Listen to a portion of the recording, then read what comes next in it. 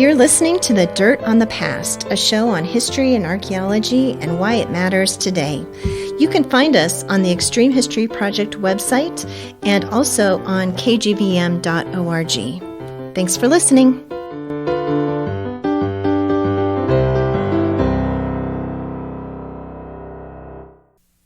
Welcome to The Dirt on the Past from the Extreme History Project and KGBM Community Radio. Whether digging up a site or dusting off the archives, we bring you some of the most fascinating and cutting-edge research in history and archaeology and discuss why it matters today. Join me, Nancy Mahoney, alongside co-host Crystal Alegria, as we converse with anthropologists, archaeologists, and historians about how they bring the past alive. Welcome to this week's edition of the show. I'm Nancy. And I'm Crystal. And we are co-hosts of The Dirt on the Past. This week we are at the Extreme History headquarters speaking via Zoom with Tim Urbaniak, who is in Billings, Montana. And we're going to be talking about historic inscriptions on the Northern Plains. But before we get to that, Tim, Crystal, I just want to check in with you like we always do and find out how your week has been here at Extreme History. Well, it's been really good. It's been a busy week as usual. We've been writing some grants. Grant writing season is usually in the winter, but there's a few right now during the spring. So we've been writing a few of those, which is always fun to think about the projects we really want to do and put those into grant form. So we've been fun to think about the projects, not always fun to write the grants, but right. It must be done. It must be done. And so we've been doing some of that. We've been planning some programming for this summer, which is super exciting. That's exciting. Because, awesome. We didn't have anything happening here at Extreme History headquarters last summer. And so it's so fun to think about what we can start to do this summer. Feels like it's been ages since we've been able to have walking tours, have people regularly visit the Extreme History headquarters, this historic house, and all of that. That's exciting. It is. So we're thinking about some book readings, and so we've been planning some of those. So nice. Stay tuned for the library's looking really good. I know. Just walked by it on the way in. Yeah, the bookshop is coming along. Yes. So. Yes. And then kind of on a more personal note, my daughter just finished her first year at MSU here in Bozeman. Is she home or still in the dorms? She just moved home today. Ooh, how's that going? Yeah, good. Well, okay. I don't know. I haven't been home yet. My son moved home in January, and the house has not been quite the same since. Probably will be the same. But, but so glad to have her back at home and kind of have both kids under the same roof again. It's fun. That's fun. And then also got my second COVID shot. And so did I. So you were down for a bit, huh? As I was. Yeah.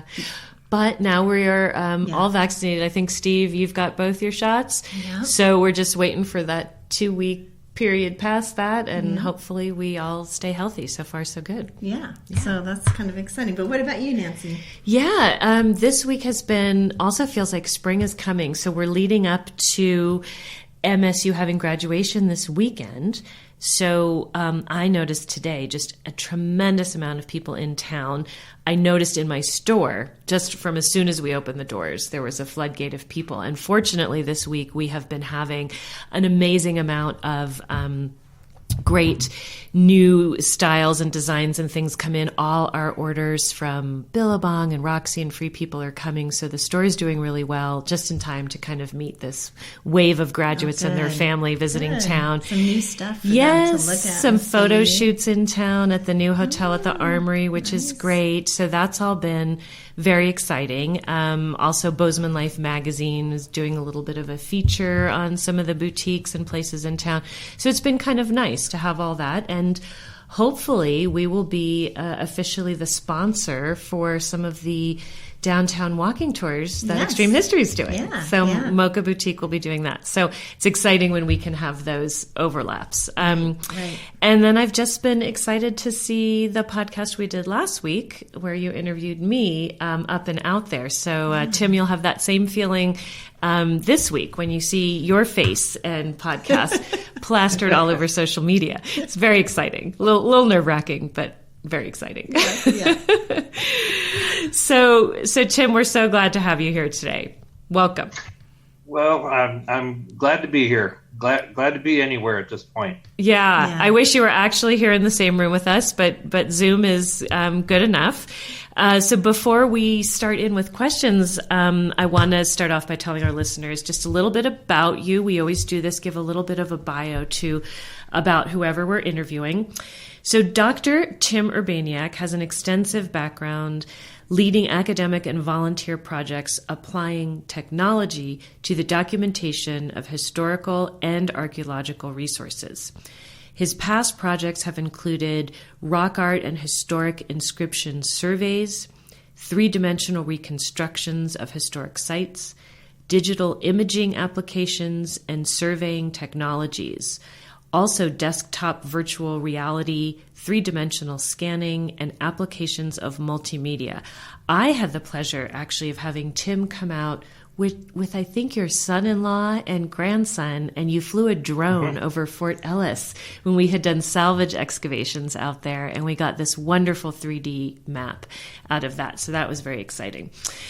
Tim Urbaniak holds a PhD in anthropology from the University of Montana, where he studied historic inscriptions and their role as a form of residual cultural communication.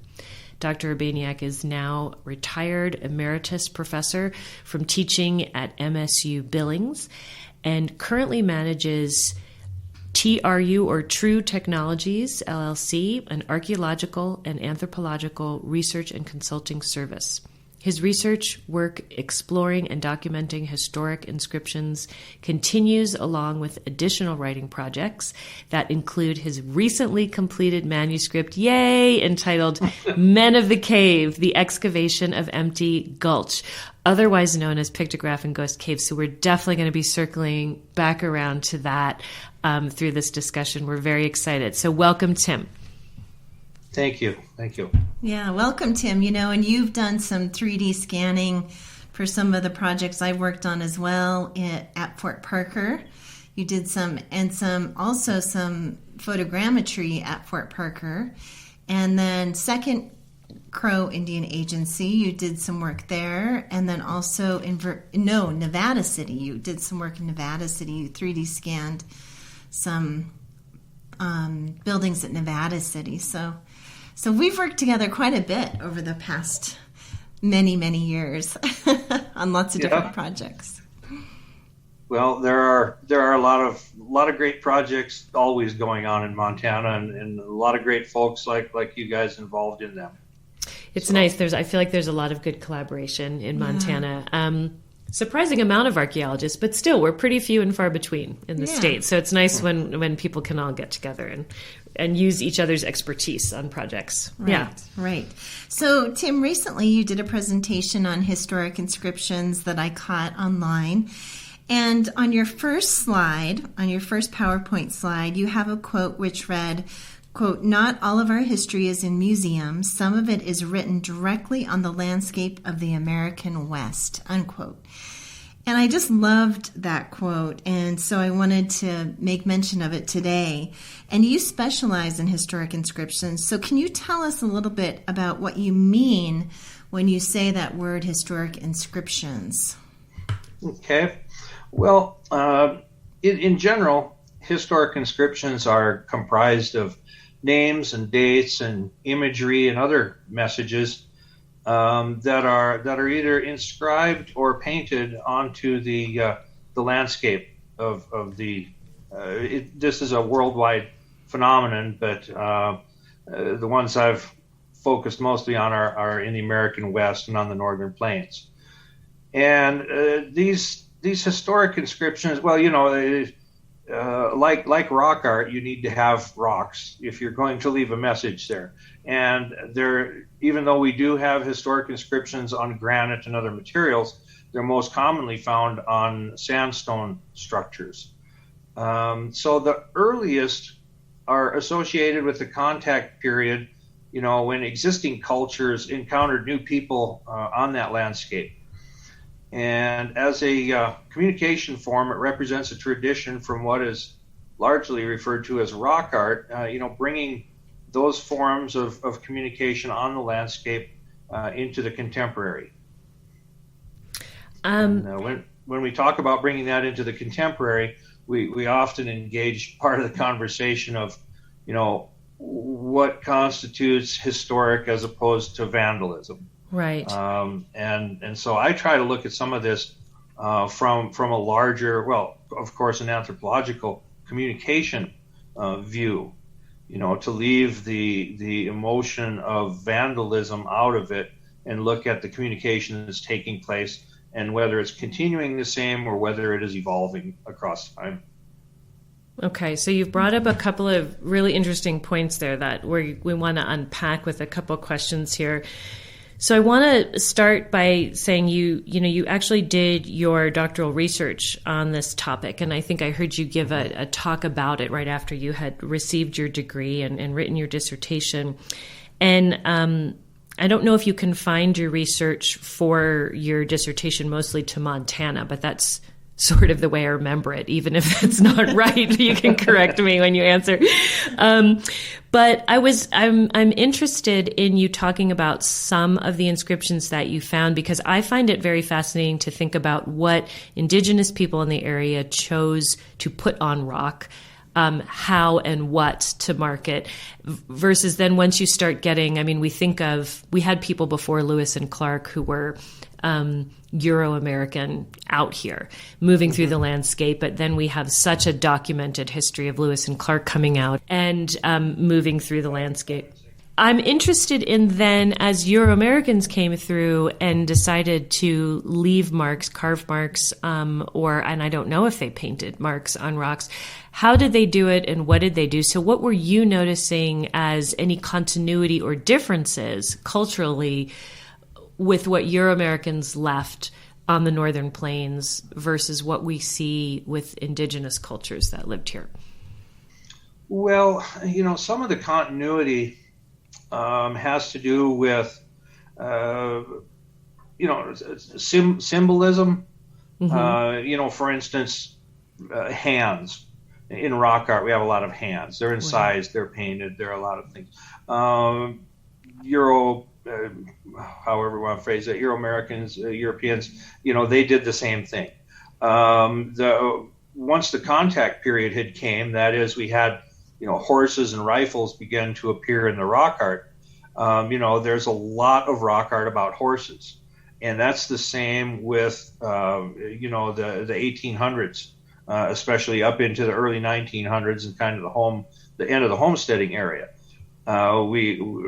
We see a lot of horses that were carved by the homesteaders. The horse was important to the indigenous. The horse was important to the homesteaders. So homesteaders were carving horse imagery into rocks?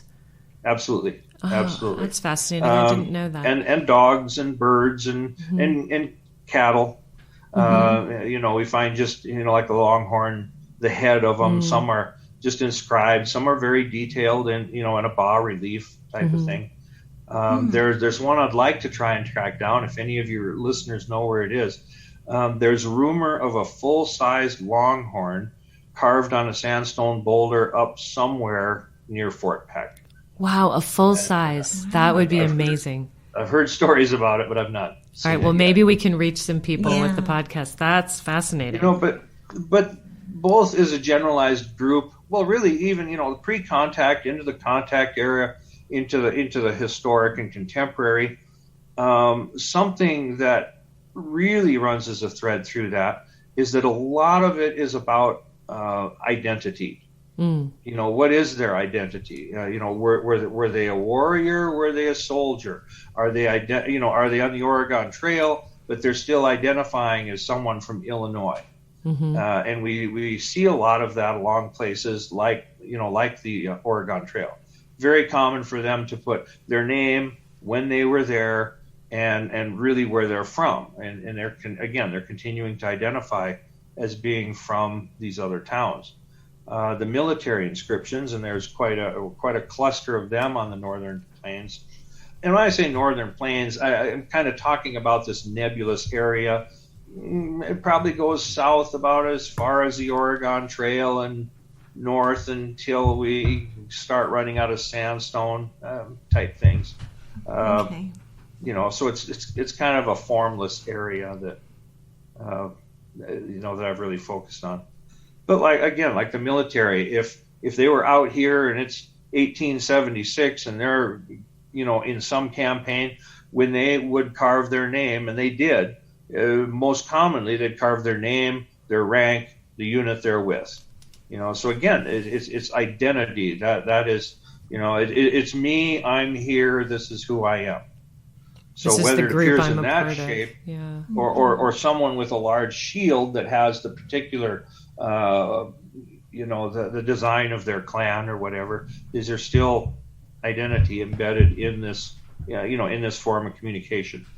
Mm-hmm. Okay, so a lot about identity. I think I always think about names as being something that Euro-Americans are going to leave behind, but you've seen much more than that. Obviously, people are creating animals and things too that were homesteading the area. But then just thinking of it more as your identity, not just as an individual necessarily, but your identity as part of a specific group that you're moving through with or that you belong to. There'd be a lot of continuity then with some of the things that we see in indigenous rock art in the region. Yes. And we see this clustering. Again, whether it's the military in the late 1800s or people from the Civilian Conservation Corps, we find those inscriptions, and that's how they're identifying. The USGS, we see that. What do you think? Some of this, I talk about a lot of this being inscribed, and it certainly is. The paint that was used, we do find pigment-based historic, inscriptions, as it were. A lot of those are along the Oregon Trail where they were using axle grease. They would use axle grease as paint or paint that they were traveling with. Wow. To leave things. Much more expedient, much so quicker. They use what's available right there. Yes. They knew it would work. And does that last as long, or does it last longer? Is it a good material to use? They're still there. Yeah. Wow. They're still there. And some of those, we use the same tools to study and analyze them as well. Like in rock art with pigment material, the DStretch plug-in is very, very commonly used. And of course, that works for a painted, whether it's, again, their name and the date, or, when we transitioned into what they now call ghost signs, where they would put, signs along the roads right on the rock. So, Tim, explain a little bit about what DStretch is for folks out there who don't know what that means. DStretch is an addition to an open source software, so anybody can have the imaging software. But the name of the gentleman that wrote it certainly needs to be acknowledged, but I can't recall it right now. But this plugin, in rock art, for instance, we have painted figures that have become very, very faded. They're very tough to see. Or likewise with a historic inscription that was painted, it's mostly gone. This lets you bring that image into the software, and you can enhance different parts of the spectrum. So things like blacks and reds and yellows, they really leap out at you. They're really emphasized, and through this software, then you can see things that you can't otherwise see in your photos by enhancement. Is the gentleman's name John Harmon? That is, yes. Okay, John Harmon. John Harmon.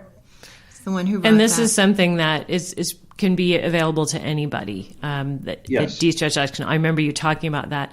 Now, Tim, we've skipped over a question I'd like to ask everybody, and I think you're somebody in particular because you got your PhD later in life, like me, and I'm interested in how you got interested in archaeology and anthropology. What were you doing in your life that eventually led you to go back and get a degree, a doctoral degree in archaeology? Wow, this is a career-long story. All right, well, go ahead and tell it. We'll edit it if we have to. Let me make it. The Cliff Notes version, Tim. The Cliff Notes version. I started out in industry, and industry brought me into computing. What industry? Actually, is structural steel, industrial Okay. structural steel. Wow. Refineries and power plants, doing the details for fabrication. You basically dissect the building and do drawings of each individual piece so that the people in the shop can build it. Fantastic. Okay. And so I did that for about a decade, and then in the 80s there was an economic turn down. The company closed, and at the same time a teaching position arose at our local vocational school. It was not part of the university then, and I had an opportunity to teach. And my dad had been a career-long teacher. Taught high school biology, and I think he taught physics once in a while too. But he taught science classes in Forsyth and retired through there. And of course, you always kind of want to follow in your folks' footsteps, a little bit. And well, here was an opportunity. I didn't have a degree at the time, but I had an opportunity to go into teaching. So I took the lowest paying job I could possibly find. And went into typical teaching. of an archaeologist, I know. And I had always been interested in this because Dad went out and collected fossils and did field research. And, of course, there's a lot of people do in Montana, go up north of Forsyth on a ranch somewhere, walk around and look for arrowheads, And so I was familiar with the outdoors. Well, as our teaching or as our school transitioned into the university system and into the higher ed model, we were all encouraged to get further degrees and everything. And at that time, I became interested in, I was brought into teaching because of my computer skills. Not a lot of people had it then. And I continued to build on that with every new technology that would come along. And I had been in the commercial world. I had actually had my own company as well doing structural steel. And so I was still familiar with that. And I didn't want to draw another house. I didn't want to work on another structural project. I had done that. So I started turning all of these technology tools towards historical and archaeological research. If I'm going to 3D model a building, I wanted to have it be, the Bear Mansion by Martinsdale, which a student group did one year. We've got a nice 3D model of, the Moss Mansion downtown. Through the years we got a LiDAR model of Bannock. Wow. So we kept engaging these projects, whereas the new technologies would come. That's how I would bend it. Right. And so with continuing my own education, I just kept plugging things in, and I kept picking up degrees. And when we started offering associates, I got an associate's, and got a bachelor's, and I got a master's, and my master's is in communication with an emphasis in public relations. Interesting. And I had no desire to ever work in public relations, although it really fit with archaeology and history, because working with the Forest Service, working with the projects you do, that background hasn't hurt me at all. Oh, I bet that's been really important to have. Yeah. But even with a master's in public relations, you can't sign reports. You can't be the researcher. You're not the primary. And so I wanted to go further. I had done some work with the U of M, with the anthropology department on projects, and was asked if I wanted to apply for the doctoral program, and I did, and I'll be darned, they took me in. Fantastic. And so wow. I just kept going. Once I started going to school, I guess I just couldn't stop. Did you know you wanted to do historic inscriptions, or did you just sort of know you wanted to use some aspect of technology that you already knew and apply it to archaeology? I became involved with, and again, then with volunteers and students and all of that, started doing sanctioned rock art research probably now about 27 years ago. And, there are a lot of pretty heavy hitters in rock art research. If you're going to compete for projects and compete for grants, are you going to go up against the Lohendorfs and the Greers and the Kaisers? And, it can be very competitive. But one thing I noticed, not just because of the money, but most of these other inscriptions are being ignored. They, in a lot of cases, weren't being recorded.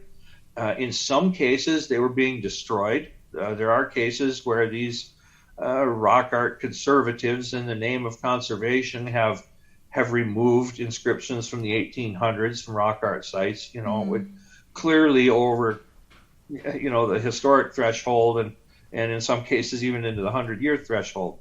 And I saw that, and I the people that I worked with out in the field, these ranchers and community people, in a lot of cases, this was great-great-grandpa's inscription. All right. This was somebody who founded the town. It became evident to me that these were very, very important to people and weren't being studied. And I saw an opportunity there.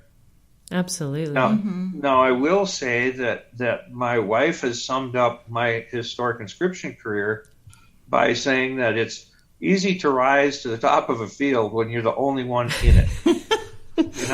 Leave it to Cindy.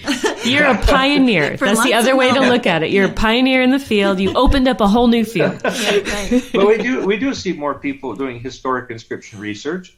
There are some great folks studying historic inscriptions in association with and in addition to the indigenous rock art in Australia.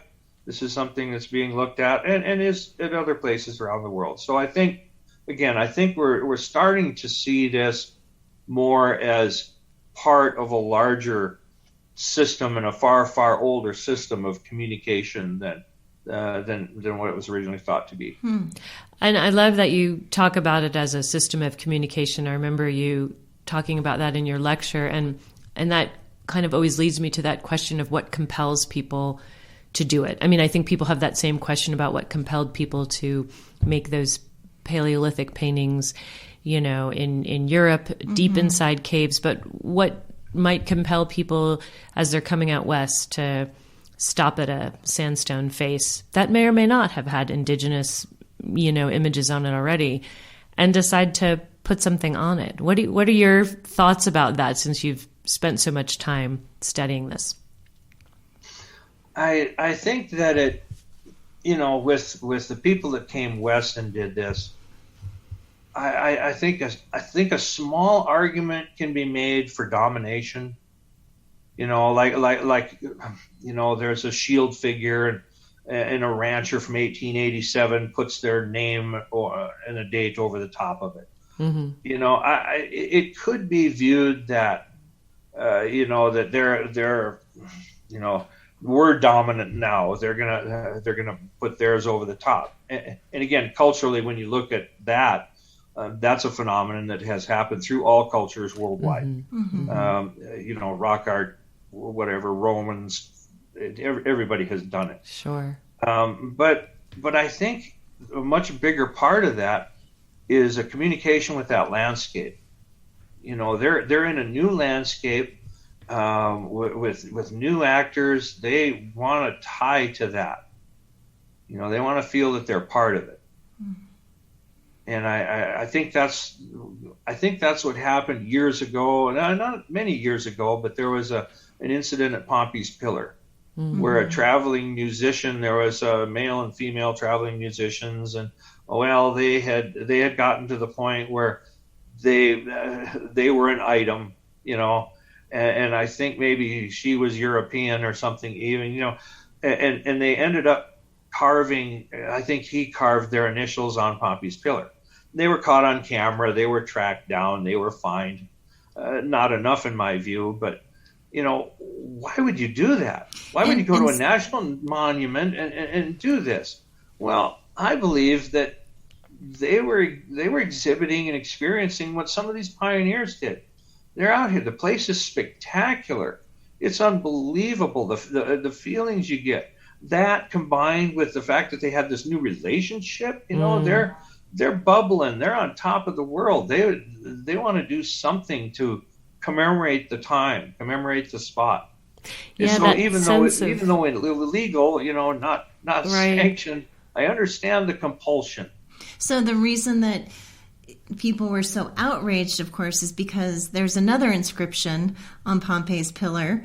William Clark inscribed his name just a few hundred years or before that. So that's why people were, but it wasn't remind me, was it close to the William Clark inscription or was it not?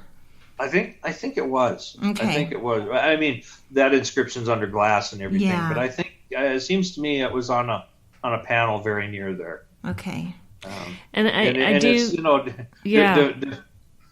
It's, first of all, when Clark put his inscription there, he put it on a panel over some red pigment figures. Right.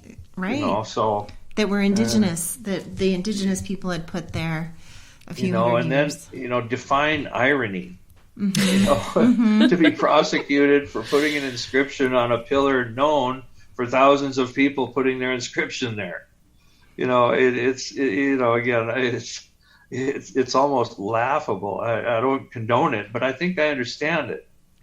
Yeah, and I love that. That's what I wanted you to talk about too, is this idea of graffiti versus historic inscriptions versus rock art, and we see it happening kind of over and over again. Yeah, do we call it vandalism, graffiti, rock art, inscription? What do we, there's that whole slippery connected slope. Right. Yeah. So maybe you could just kind of talk a little bit more about that as well. Well, and again, it is a slippery slope. When we say vandalism, we're talking about a deliberate act, a deliberate act to deface or do harm. Whether what it says is to do harm or whether just by its placement does harm. Mm. And there have been some instances in social media lately. One has popped up in Moab, right. Where a fairly well-known panel has been recently defaced. Well, that's part of the problem with this being a communication form. If is it saying something about us? Is it saying something about our culture right now? Oh, I think it is. Mm-hmm. I think most definitely it is. So I may have drifted off track of where we were heading. No, I love how you say that. That it really, it's a way of communication, but it's also tells.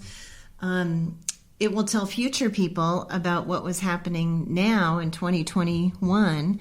And, with that case in Moab, it does show what people are thinking at this time and place. So that's interesting. But it is vandalism in that circumstance in Moab. I believe it is. Yeah. If it were somewhere and it survives on a rock somewhere around a corner for over 50 years, well, that will become historic.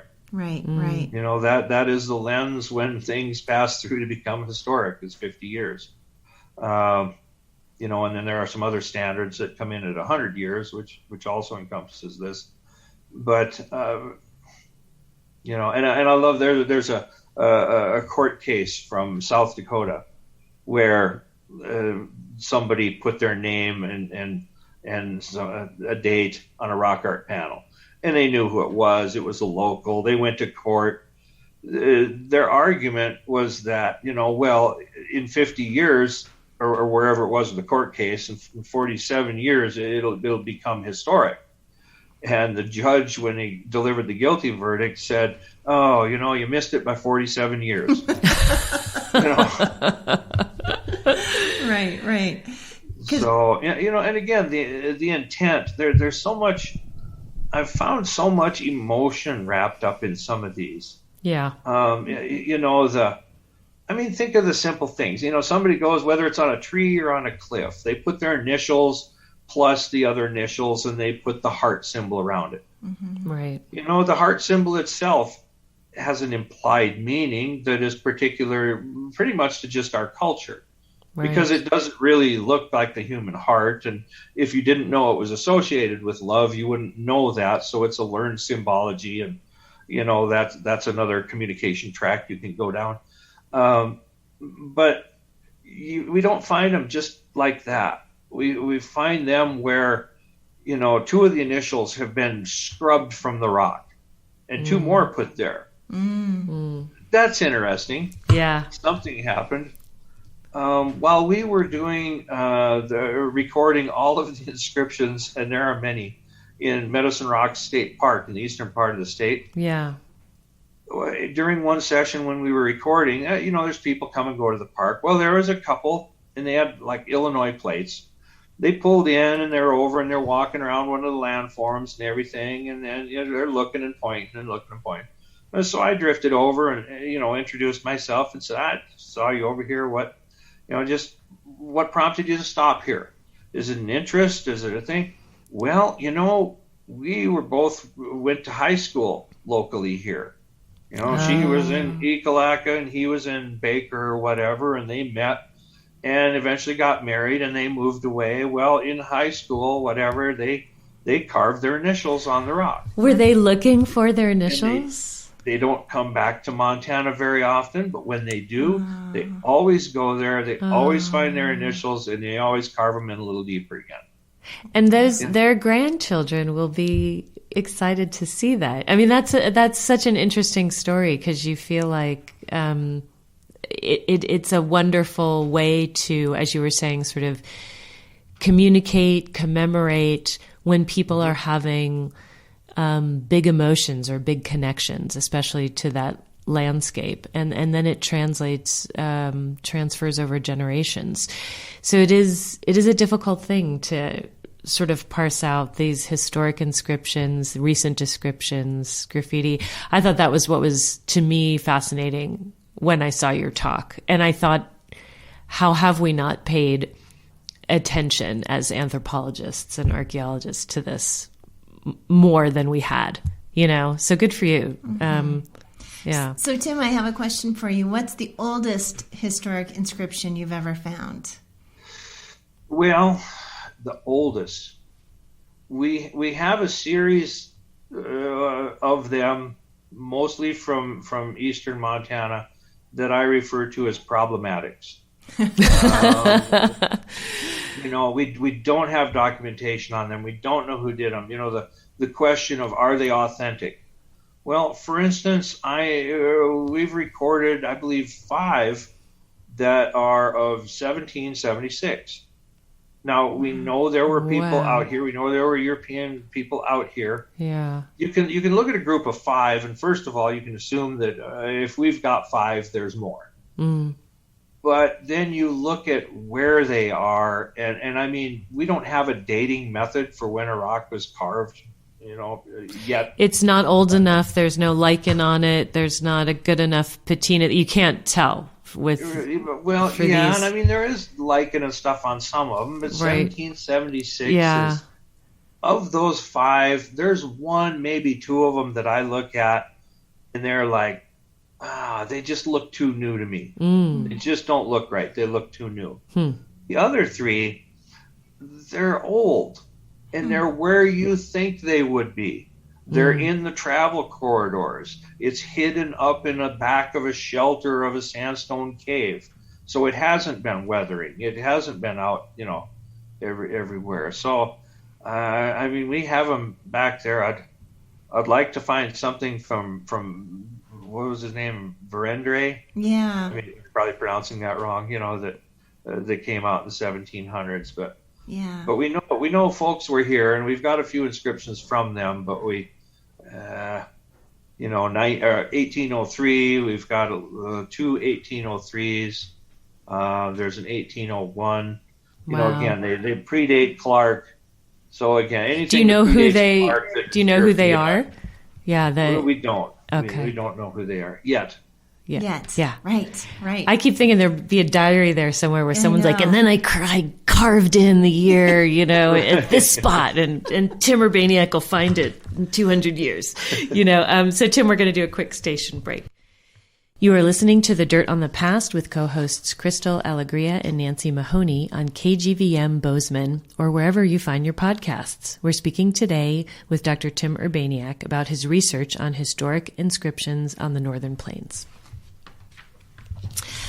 Go ahead. So, Tim, just one more question about historic inscriptions. Well, not really historic inscriptions, but ghost signs. You mentioned ghost signs earlier, and I love ghost signs on historic buildings in downtown areas. And maybe you could just speak a little bit about what ghost signs are and why you find them fascinating, because I know you do as well. Well, yeah, I do. I mean, they carry, they carry artistic style with them, and so they represent different periods. But the ghost signs, they would like to put advertising on buildings, just paint directly on the walls, often rock walls or sandstone block walls or brick. And the same tools that we use to enhance rock art can often be used to enhance those and bring them back. Except one in downtown Billings that I've been messing with for a couple of years, and I just can't get it. Along the roadways, they would paint these signs just on the rock surfaces, and so a lot of those are faded as well. And the only way we can see them is if we use these enhancement tools. And those are often advertisements on the rock walls along, highways and roadways. Yes, yeah, they would advertise clothing stores or a nursery or something, so that people would see them as they were driving. And they didn't have billboards yet, so it was a convenient place to put a message. You had a canvas, right. A natural canvas. I've always wanted to do a ghost sign tour here in Bozeman of all of our ghost signs on our historic buildings, and some of them, I notice year by year, some of them fade away, but some of them become brighter for some reason too. They change over time. So it's interesting how sometimes I'll be walking down and I'll notice one that I've never seen before. And I don't know why that is. Maybe it's the sun. Maybe it's the sun on it or something, or the shade. Lighting makes all the difference. Yes, that's very true. I mean, just like rock art, there are rock art panels where we've been recording, and then the sun changes, and you look at it and you can't even really see it anymore. It's so dependent on lighting. And I think with ghost signs, it can depend on your viewing angle as relative to the angle of the weather. Okay. As to how it's, like on bricks, it's eroding them from a particular direction. So, so some angles can be better than others to look at them. That makes sense. So, Tim, before we get to your work on pictograph and ghost caves, where we have lots of pictographs to talk about there, I wanted to quickly ask you about the well-known panel. I want to say it's in the Billings airport, maybe, that potentially seems to show a boat going down the Yellowstone that may have had Clark in it, or Lewis and Sacagawea. Yeah, could you talk a little bit about that and describe it for people who haven't seen it or people who aren't from Montana, and what you know about it? Yeah, that comes from 30 Mile Mesa. Is that right? Originally? Yes. Yep. Northeast of Billings. Northeast of Billings toward Roundup. It's been referred to as the Explorer panel. Petroglyph. It is incised. It's not real deep. It's incised on the patina of the sandstone surface, and it has a boat that appears to be a dugout canoe. There are two adult figures, if I'm remembering it correctly. There are two adult figures standing in it, and I believe there's a smaller figure holding a baby, or is said to be holding a baby. Yeah. There are some horse figures beside it that are near it. There's one tall, appears to be an indigenous figure standing to the right of it. So it's kind of a collection. You've got the boat and these people standing in it, and these horses beside it, and a couple other people outside the boat. And of course, the story around Billings is Clark. They weren't quite down the Yellowstone to Billings yet, but Clark's crew, they had their horses taken from them, and so they built dugouts and continued down the river. And so it's believed that panel represents the Clark leg of the expedition after they built the boat and they took their horses and they're heading down the river. So why is that panel in the Billings airport? Billings Airport. Is that what you said? I said I wasn't sure where it was. I think it's. Yeah. It's not. It hasn't been moved. I think there's just a a representation Oh, of it. there could be a gotcha. picture of it there. Okay. Yeah. Gotcha. And do you think I'm just curious, do you think that's what it is and it represents? And do you think there's a way to date it, to know whether it comes from that time period? I don't think we can. We really can't date it exactly. Again, we just don't have that technological tool yet, I'll say. There have been some things done with rock art and dating rock art based on surface patina and things like that, but it's not usually deployed on historic inscriptions yet. From what I know about it, I think it can tell you more about older things than it can about newer things. But having been to it a couple times and looked at it and studied it, yeah, I think it is what that is. I mean, it was certainly indigenous done. The style for that period and the artwork, it completely fits. The people look the way the people should look. The horses look the way the horses should look. I think it would have been, a major event to them. Not only the taking of the horses, but to seeing these people traveling through, something worthy of documenting. I think, is it Joseph Kramer wrote an article about it that's in Archaeology in Montana. And am I wrong that Stu Connor may have written about it or spoke about it at one point too? He may have. Okay. I don't recall. I feel like we've had a fair amount of avocational archaeologists talk about it or write about it, but other than that, and it's not in a place that's necessarily easy for the public to see, which is perhaps why there's a representation of it in a public space. Yeah. So moving from that to your manuscript, I'm so excited about the work you've done on pictograph and ghost caves and the WPA World Progress Administration projects there. And I've come to think of as a real expert on understanding the history of those excavations, the place itself. I know you've worked with Sarah Scott, who we had on the podcast earlier. We talked to her about some of the radiocarbon date work she had done and that she had worked with you in sorting out some of the complicated stratigraphy there, especially at Pictograph Cave. So I've asked you to be on my doctoral committee, which you agreed to do, and we were able to share some resources, which was great fun because I've been working on things and you've been writing a manuscript, as we referred to earlier, called Men of the Cave, which is such a great title, and we'll get back to that.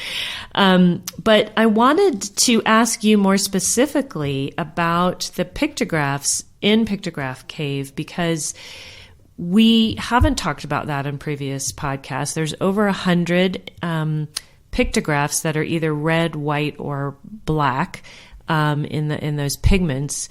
And they're not necessarily easy to see if a visitor goes now to Pictograph Cave State Park. But they are important, and we do know some things about that. And part of that comes from your work in looking at the original historic recordings, but then also using technology to reconstruct them. So I was wondering if you could describe for listeners the pictographs, what they're like, and sort of maybe the range of things represented, as well as the range of dates over the time that they were made. Okay. Well, at Pictograph Cave, at one time, the visible pictographs pretty much covered the arc of the back wall in the cave. Now, the older pictographs, seems like a lot of them use black as the major pigment, a little bit of white pigment. As far as the age of them, I don't have my direct source in front of me here, but I want to say that I believe Larry Lohendorf had some fragments from the fallen turtle figure Right. dated around 2000 BP. I think that's about right. Before present, somewhere around there. So we know they're at least that old. The older figures, the charcoal, some of them are large shield figures, where you see a large circle and probably a design on the shield, and then you see another circle above it that's the head sticking out and perhaps a weapon sticking out, and the legs and feet below. These older figures are generally referred to as pre-contact because before the horses came, the shields were large, large enough to hide behind if you were hunting or whatever. And we see those shield figures in a lot of other places as well. Yes. Sort of on the northern plains, up into Canada, down into Wyoming, and other places too. So it kind of ties Pictograph Cave into that larger regional. So there's some of those as well. And then, things were superimposed over the tops of other things. Things from their lives. Pictures of buffalo, a wolf attacking a buffalo or bison, however you want to phrase it. Deer, elk. Eventually flintlock rifles, and then horses. Some of that material done in red ochre, which is ground up iron oxide that was used as pigment. So in general, you see the darker black figures in the back. They're the older ones, and as they become newer, you see more of a use of the red pigment. There are, let's say, around 100 figures in the cave. The exact number is maybe a discussion, because the numbers that people mostly refer to is the numbering system used by Malloy when he came in late in the project and finished up the documentation. And on those numbers, I think those numbers is like 124 or something like that. Right. That it goes up to. Well, if you really inspect those, like there'd be a shield with some figures inside of it. It's recorded once as the whole thing, and then it's also recorded as only the shield and then only the figures inside of it. Well, now it's not one number, it's three. Okay. We see a couple different clusters. Like there's a cluster where there's like a deer or an antelope with like 3 spears or arrows going into it. Whoever drew that, when they were replicating the artwork, it's done twice. Okay. And then it's done a third time where it's in association with another one by it. So when we talk about the exact number of figures in there, the numbering system is a little bit nebulous because, it's this one, but it's also part of that one, right. But it's recorded again as this one. And I also ran across that, we call it Pictograph Cave, being painted figures. Some of the figures, when I looked at the original recording over in Missoula, where it's stored in the library, there are a couple of the figures that they were incised. There were petroglyphs there as well that were carved into the cave. Not many, but there were a couple. It's certainly soft enough sandstone, that Eagle Formation sandstone. Also, I think one of the things I had not realized until I started trying to write about it and working with you was that, as you noted, the way they had been drawn by whatever artist, I forget who it was that Malloy was working with, they were all kind of drawn as individual things. And so the representation of one image to another, the placement overall was not recorded. So some of your work was being able to kind of show what the panel would look like, even with all its overlaps, but how those things may have been placed in relationship to each other. Purposefully, that contextual information wasn't something then that was captured in Malloy's time. Is that right? Well, that is something that was said about Pictograph Cave for many, many years. That when they recorded the individual figures, some people say they were traced. They were not. They were drawn onto brown butcher paper. So of course you can't trace through that. But when they were drawn and checked for accuracy, it was individual figures. Right. And again, well, where were they? I don't know. It's faded. Some of them can't be seen anymore. So I did a research project. I started with some students, and then got bigger. And then, of course, students, doggone it, they graduate and take off. And so you got, which is great. But I just kept it going until I had placed as many figures on a current photograph of the back wall of the cave as I could, having the right overlay, what was superimposed, and having their placement correct. And this was done by examining as many old photographs as I could get my hands on. And if we're to say the number, if we were to say, well, there's 100 different figures, I was successful in getting probably 80 of them back on the wall. Yeah, which I thought was great. And some of the other ones were just, it's a single swirl shape. Yeah. Well, you just can't see it anymore. Where was it? You don't know. You don't even have a place to look. Well, then years after this project, doing some work with the University of Montana and their curation center, we were scanning on a large scanner the original strata drawings of the project. The original sections that were drawn throughout the stations. And one of my students came to me that was helping with this project with a big sheet, and he said, "Hey, isn't this something you've been looking for?" Well, a large sheet of graph paper had some markings on it and station points and station marks. Well, of course, they've had surveying class. I taught some surveying at the time. This was a document in our language. This is in drafting language. And we looked at it, and work study Gary looked at it and said, "I think this is what you're looking for." Well, yeah, it was a surveyor's map to where every individual figure was on the back wall. So they had plotted each of the one that they wrote out individually or drawn individually. They actually had plotted where it was on a map relative to. That's fantastic. They did. Yeah, they did.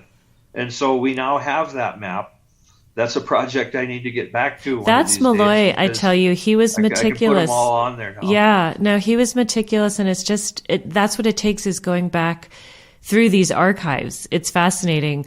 One of the things I found amusing, whether I should or not, when I was reading Oscar Lewis's notes, and he talks about, some of the images that are on the back wall, and he draws a couple, and some of them are kind of this double oval and a few sort of little hairy things off the edge of them, and he'll write, "Apparently this is female genitalia." And I just thought, for a guy like that to be able to, it just was not, I thought, I'm not sure who told him that or where that came from. I think it's quite right. There's several representations like that.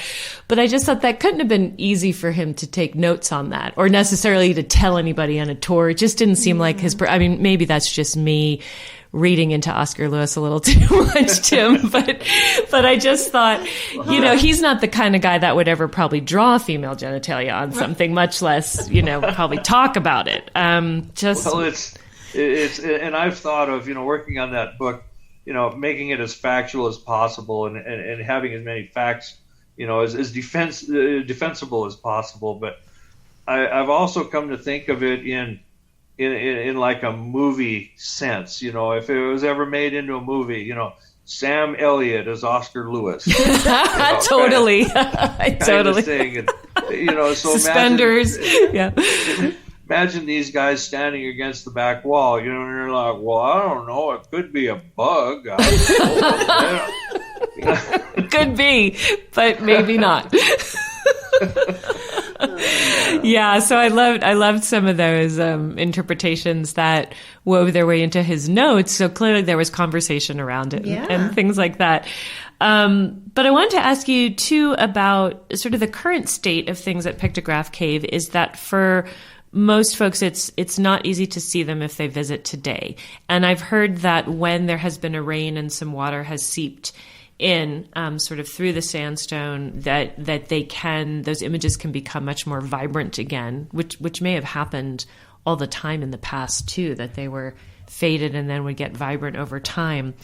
And so I know there's been some talk now and then about should these be reconstructed? Should there be something that the Fish, Wildlife, and Parks or state parks does to enhance the ability for people to view them, just to reconstruct them or to salvage them? So what are your thoughts on that? Because that's a tough one for me. I think the cave itself is amazing, but it's hard for people to understand the full spectacle of what it must have looked like even 100, 200 years ago. And over many years, we've had these conversations. I've had conversations with different state parks people, and it was brought up in advisory meetings years ago. Well, maybe we should have an artist just come paint over them again so people can see it. Oh dear. Every archaeologist cringes, when you hear that. That one of the things that original poster really helped people do was locate where they should be looking. Because if you don't really know where things are, it's tough to see very subtle things. Because there's a lot of stuff that is still there. Two ideas that I don't think ever got implemented, but I think would still be good ideas. One would be, if you go to some historic sites, they'll have these little peephole tubes. Where, and then the battle took place over on this ridge over there. If you get on the peephole tube and look, it'll, show you where. It superimposes it in your view on the landscape. Okay. Or just points you right to the spot. Yes. If you look through the little tube, you're looking at the horse. Gotcha. Okay. It's right there. Can focus you in on what's still visible. Yeah. I think another really good idea, maybe even better than that, would be if you could get some sort of a projector system, maybe with a low density laser that wouldn't actually hurt anything, but just project a thing, and you could even have an audio thing there with it, where you start with the older figures in the back, projecting them where they go. Oh, that'd be amazing! Can you imagine doing that at night and having it'd be amazing. And I think that'd be a cool deal. They're probably getting a bunch of money here recently. They ought to maybe consider that. Yeah, that's good. Maybe I'll send this to them and they can listen. Exactly. Let's just put it out there and share it with everyone. I love that idea, though. That would be a really fun project to get people to collaborate on. Yeah, and then you could really see through time, too, that it's hard when you look at rock art sometimes because it's all just one dimension. But this could really show, like you said, those darker images that are older and then the lighter and then the more recent. That would make it easier to understand how a cave like Pictograph Cave or a rock art panel kind of changes over time. It's just not the static thing that we see today, but how it's very dynamic and the additions over time that we can see through dating methods and in different ways. Well, I think, they've certainly got some, one of the continuing challenges out at Pictograph Cave, for the folks that manage it are, the continuing rock falls, the cliffs continue to degrade, things continue to affect the rock art, and it, it continues to be a challenge to keep the public safe and to try and keep things from deteriorating. But the honest truth is there's not much you can do to prevent the deterioration of this rock art. Right. Even in a cave, usually you get some better preservation, but not, this is such a shallow cave and that sandstone is so friable there. So Tim, I want to ask you about a couple of other things. So your manuscript, that you have finished, you have called Men of the Cave. Tell us about the title. Oh, I've actually gotten grief from at least one other female archaeologist. Oh, I'm not giving you grief. I love the title. Sorry, but go ahead. No, rightfully so. I mean, certainly in our contemporary, in our time, being quite gender specific like that is a calculated social risk, and so an archaeologist that I respect very highly, and I don't want to mention her specifically as Halcyon, but I will. They called me on that. Men of the cave, huh? Men, yeah, doing man stuff, and yeah, I've given that serious consideration, and I think it's right, but I think I've made up for it. Yeah, I think I've made up for it, and by doing that and researching this story, I've been able to uncover a very significant person in Montana archaeology that has largely gone unnoticed, I think, in our history, and so I think I can make up for the title. Yeah. So Tim, maybe tell us a little bit, because I think I know who you're talking about when you say that you found this one person.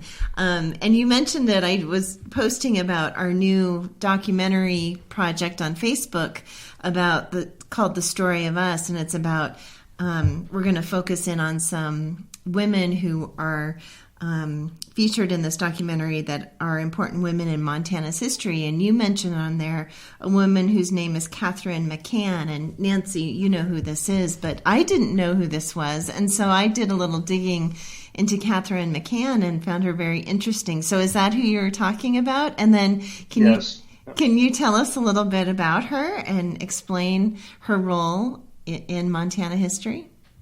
Well, the Men of the Cave title actually comes from, I'll drop back to that for just a second. Yep.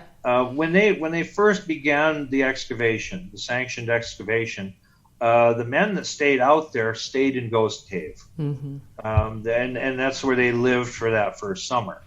And there was a huge tourism boom. This was highly advertised as something for tourists to see, and a lot of people were coming. Thousands of people to see this excavation. And so the newspapers would say things about going out, come on out and see the cavemen, because they were living in the cave. Because they were the workers that were excavating at Pictograph Cave lived out there. Yes. Okay, gotcha. Yep. They had some bunk beds in Ghost Cave. They had a cooking area, kitchen area set up. I mean, it was pretty amazing. There's only one photo I've really ever seen, one or two photos, but you could imagine that would be just as much a curiosity as the archaeology was. Okay. Yeah.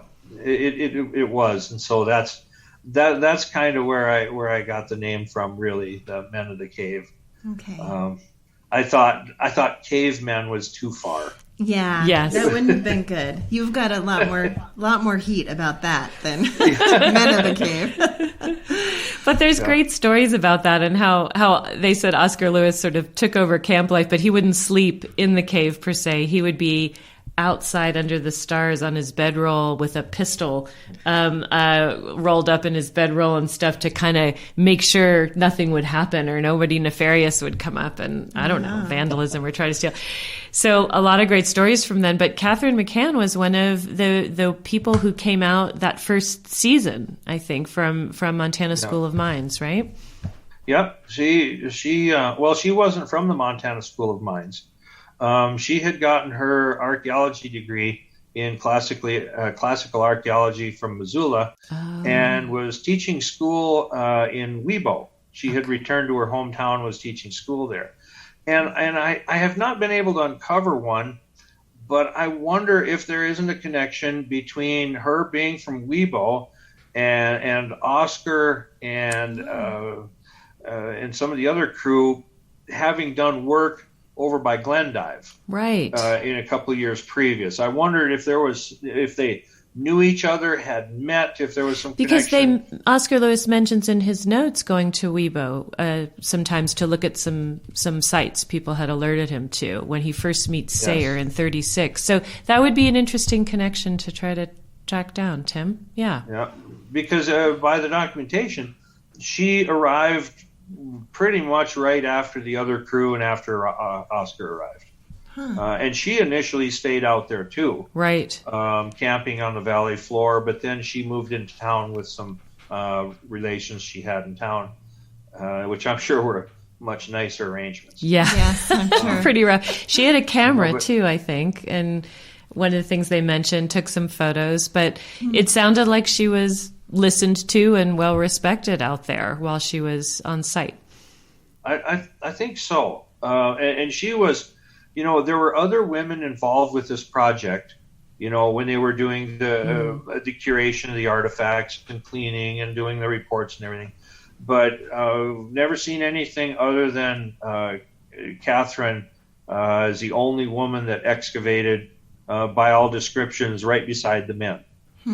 And one day I was going through records. I have, as you know, I have a lot of digital records regarding. Yes, you do, and thank goodness. But yeah, I call it the Tim Urbaniak archive in Billings. Yes, and so there's a very common photo of Pictograph Cave where all of the guys are all huddled together. Yes. They're doing a group photo. We've all seen that one. Yeah, and sitting on top of the large rock behind is what has always been described as some unknown young boy who must have been out at the excavation. Oh my gosh. It is not a young boy. That is Catherine Mccann sitting on that rock. If okay, you zoom up on it, how do you know look that? At her hairstyle. Really? It's her. Okay. I mean, first of all, the hairdo.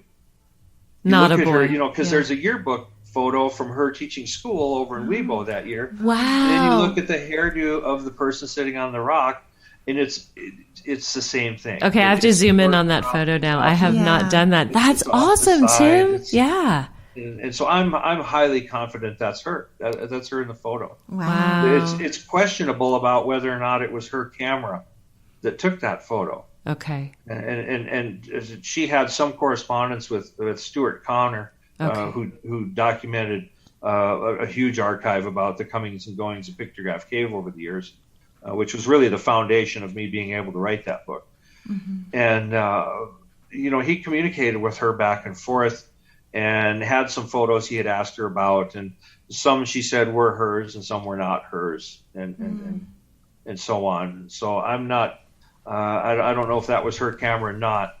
It's one of the last hurdles I have to go through to actively putting this to a publisher, is I have to, and I've spoken with them, I need to make sure my photos are all clear with the Montana Historical Society. Right. So many of these groups and agencies have duplicate copies and even duplicate negatives. That's of these photos. The terrifying thing, Tim. I know there's so many, because then some versions of those photos ended up in Kramer's ledger at Museum of the Rockies, and those have original negatives behind them. So there are many duplicates. But did you track down what Catherine Mccann did after Pictograph Cave and teaching in Webo?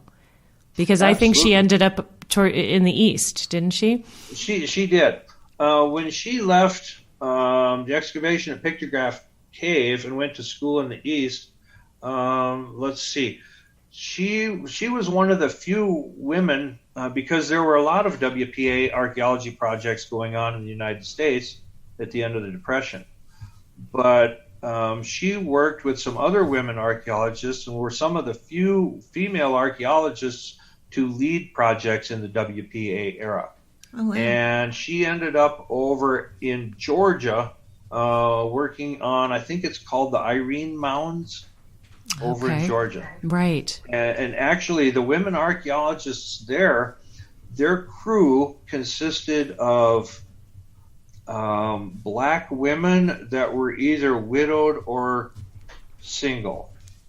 But that was the workers on the Irene Mounds projects. Again, a very early female-based archaeology project in our nation's history. And I think she worked there through 38, something like that. And eventually ended up staying back east. She eventually got her PhD there, and she went on to become the curator of archaeology at the State Museum in Harrisburg, Pennsylvania. And was highly worked on many other projects in the East. I've actually managed to assemble a bibliography of everything she published. Oh, nice. That's great. And just recently ran across that she is highlighted. I haven't even had a chance to read the article. There's a book that was written years ago about early American female archaeologists, and there's a section on her. Yes, I came across this too, Tim. When you had mentioned her, I think she's mentioned by Vanneman in one of his recordings. Yes. And so that's how, when we had talked about that and you shared that, so I did a little digging around about her too, and had found she ended up back east, and was glad to see she had a career in archaeology. And that was one of the things I had come across too. Do you know if she had any kids? Does she have any descendants we could get in touch with? Or no, never married, never had any children. I was so fascinated to think of what drew her into that field, when she went to University of Montana, and then she pursued it. That was not an easy time, especially coming from a rural part of Montana, to develop a career in archaeology. It's pretty remarkable. Tim, what's the name of that book where she's featured? I don't recall. Don't recall. Okay. It's in his manuscript, though. But I do know that it's coming to me via Amazon Prime. Okay. Well, let me know, and I'll put it in the show notes. Eventually when it comes to you via Amazon Prime. Let me know. I've got it in my notes downstairs. And okay. Like I said, I dug and dug, tried to find it online or get an excerpt, and I couldn't. So it wasn't that much. I got one. Amazon Prime is a wonderful thing. Oh, it is. It's dangerous, though. I feel like I found an electronic copy of that book. I somehow got to it through MSU, I think, a digital copy. And so I'd only gotten able to peek at it. But yeah, it's so nice when you have the actual book yourself. So Tim, we're starting to run out of time here and wind down, but I think we want to ask you about your manuscript. You said you're working on these final few permissions. When do you think you may be able to publish it? And do you have a specific publisher? Or are you still working through that too? I'm still working through that. I don't have a specific publisher yet. My conversation with Helena will probably go a month or so, and then I'll be actively looking for a publisher. Okay, great. So I'm hoping soon. Hoping soon. All right, we're excited. We can't wait for it. It'll be a great contribution to Montana archaeology. It'll be wonderful. Thanks. I hope so. Yep. All right. Well, thank you so much, Tim. It's time for us to wrap it up, but it was so much fun to have you on the program today. We're so excited to be able to talk with you about your research and about your upcoming book, and hopefully we'll have you back on once your book is published, and we can talk to you again more specifically about your book. But thanks so much for joining us today, and we hope you can join us again to find out more about the dirt on the past. So a big thank you to our editor, Steve Durbin, and our social media maven, Maggie Mulcahy. If you're enjoying The Dirt on the Past, make sure to subscribe so you don't miss an episode. Also, please tell your friends and leave us a review. It really helps people find us. We're a new podcast, and we're trying to grow our listener base, so please share. Thanks, and thanks for listening.